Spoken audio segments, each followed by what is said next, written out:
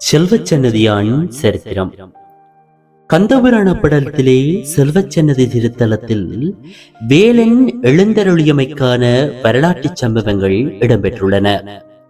அது எவ்வாறெனில், இன்றைக்கு 2000 ஆண்டுகளுக்கு முற்பட்ட காலத்திலே முருகப்பெருமான் சிவபெருமானின் வேண்டுகோளை ஏற்று சூரபத்மன் முதலிய அசுரர்களை அழிப்பதற்காக அன்னை பராசக்தி அளித்த சக்திவேலுடன் 109 படை வீரர்களுடன் தென் திசை நோக்கி பயணித்து திருச்செந்தூரை வந்தடைந்தார். திருச்செந்தூரில் இருந்து கொண்டு தனது வீரமிகுந்த படைத்தளபதியாகிய வீரபாகு தேவரை சூரபத்மனுடைய மகேந்திரபுரி நோக்கி தூது அனுப்புகிறார். வீரபாகு தேவரும் முருகப்பெருமானுடைய வேண்டுகோளை ஏற்று மகேந்திரபுரி நோக்கி தூது செல்கையில் சந்திக்காலம் முன்பு வலி நதி என்று அழைக்கப்பட்டு தற்போதைய தொண்டைமான் ஆற்றங்கரையில் கால் பதித்து அவ் ஆற்றிலே ஸ்தானம் செய்து ஆற்றங்கரையோரம் இருந்த பூவரசு மரத்தடியில் தான் அந்த வேலை கொண்டு நிறுத்தி முருகப்பெருமானுக்கு சந்திக்கால பூஜை செய்து வழிபட்டார். இதன் காரணத்தினாலேயே இவ் ஆலயம் செல்வச்சன்னதி என்று காரண சிறப்பு பெயருடன் மிளிர்கிறது. பிற்பட்ட காலத்திலே பரதவர் குலத்தில் பிறந்த மருதர் கதிர்காமர் தொண்டமான் ஆற்றிலே தொழில் புரிந்து கொண்டிருக்கையில் முருகப்பெருமான் ஆடு மேய்க்கும் சிறுவனாக வந்து மருதர் கதிர்காமரை ஆற்றங்கரையோரம் அழைத்து நின்றார். மருதர் கதிர்காமரோ கரைக்கு வருவதற்கு மறுப்பு தெரிவித்து நிற்க அவரை முருகப்பெருமான் வற்புறுத்தி கரைக்கு வருமாறு அழைத்து நின்றார். மருதர் கதிர்காமர் ஆற்றங்கரையில் வந்து தன்னை அழைத்ததற்கான காரணத்தை ஆடி வைக்கும் சிறுவனாக வந்த முருகப்பெருமானிடம் கேட்டு நிற்க அச்சிறுவனோ மருதர் கதிர்காமரோடு அன்போடு கதை பேசி நின்றார்.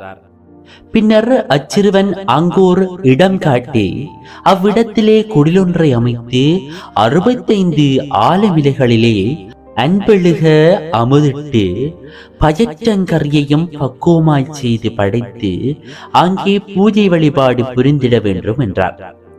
வியப்படைந்த கதிர்காமர் ஆடிமைக்கும் சிறுவனிடம் விளக்கம் கேட்டிட ஆடிமைக்கும் சிறுவன் முருகன் என தன்னை உணர்த்தி நின்றார். ஆனால் மருதர் கதிர்காமரோ தான் பிராமணர் அல்லாத குலத்தில் பிறந்ததனால் மந்திரங்கள் மற்றும் பூஜை முறை தெரியாத தன்மையினை முருகப்பெருமானிடம் குறிப்பிட்டு நின்றார். முருகப்பெருமானோ கலங்காதே கதிர்காமா என அவரை அன்போடு தேற்றி தான் உரைகின்ற கதிர்காமம் என்கின்ற திருத்தலத்திற்கு அவரை அழைத்துச் சென்று அங்குள்ள பூஜை முறைகளை எல்லாம் உணர்த்தி மந்திரம் எதனையும் மனதிலே கொள்ளாமல் வெண்ணிறத்துளியால் வாயை மூடி கட்டி நின்று மௌனித்தாங்கு மனதிலே தமையமர்த்தி புனிதம் மிகு பூஜை செய்ய வேல் ஒன்றையும் கையெழுத்து தொலைதூரம் சென்றதுமே ஒளிவடிவமாகி மறைந்தார்.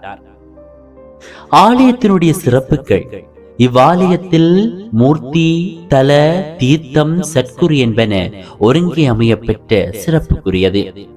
மூர்த்தி ஆற்றங்கரை வேலன், தலம் செல்வச்சன்னதி, தீர்த்தம் வேலன் தீர்த்தம், சத்குரு பாலமுருகன், தலவிருட்சம் மங்கள பூவரசு. நீர்வளம், நிலவளம், நிழல் வளம் போன்ற தன்மையில் அமைந்த பல வளங்களை நிறைத்து இயற்கையலில் கொஞ்சம் ஆலயமாக செல்வச்சன்னதி திகழ்கின்றமை சிறப்புக்குரியதாகும். இவ்வாலயமானது சன்னதி முருகன், சின்ன கதிர்காமக்கந்தன், செல்ல கதிர்காமக்கந்தன், கல்லோடக்கந்தன், அன்னதானக்கந்தன், ஆற்றங்கரை வேலன் போன்ற பல காரண பேர் கொண்டு அழைக்கப்படுகிறது. மேலும் சித்தர்கள் அதிகம் நாடுகின்ற ஈழத்து திருத்தலம் என்ற பெருமைக்குரிய ஆலயமாகும். ஆலயத்தை சூழ அன்ன சஸ்திரங்களும் மடங்களும் அமைய பெற்று தினமும் இவ் ஆலயத்தை நாடி வருவோருக்கு அரும்பசி தீர்த்து பெரும் பணிபுரிகின்ற சிறப்பு வாய்ந்த ஆலயமாகும். இவ் ஆலயத்திற்கும் கதிர்காமக்கந்தன் ஆலயத்திற்கும் மிக நெருங்கிய தொடர்பு காணப்படுகிறது. இவ்வாலயமானது கிமு 6ஆம் நூற்றாண்டுக்கு முற்பட்டது என இப்பிரதேசத்தை தொல்லியல் ஆய்வுக்கு உட்படுத்திய போது கிடைக்கப்பெற்ற பெரும் கற்கால பண்பாட்டுக்குரிய பொருட்களை கொண்டு உறுதிப்படுத்த முடிகின்றமை சிறப்புக்குரியதாகும். செல்வச்சன்னதி முருகன் ஆலயம் பற்றி போர்த்துகேயர் மற்றும் ஒல்லாந்தருடைய ஆவணங்களிலும் ஆங்கிலேயருடைய டெம்பிள் ஆஃப் நதர்ன் ஸ்ரீலங்கா எனும் நூலிலும் குறிப்பிட்டுள்ளமை இவ்வாலயத்தின் தொன்மையினை பறைசாற்றுகிறது.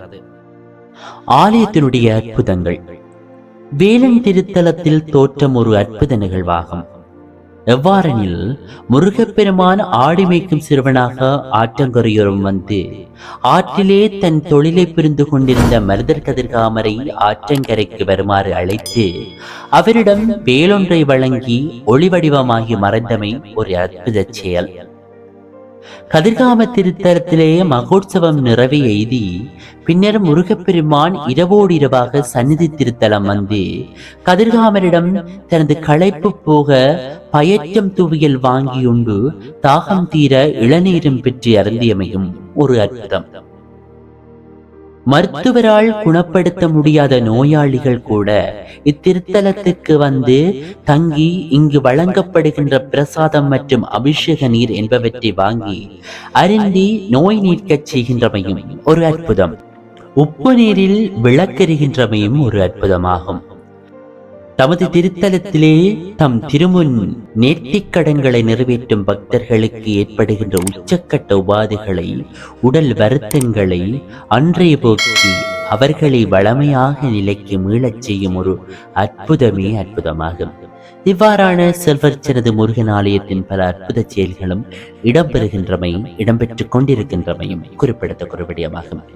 முருகனில் உங்களை சந்திக்கும் வரை முழந்து விரபிடும் நான் ஆர்ஜே ததுர்ஷன் சிவா. நன்றி.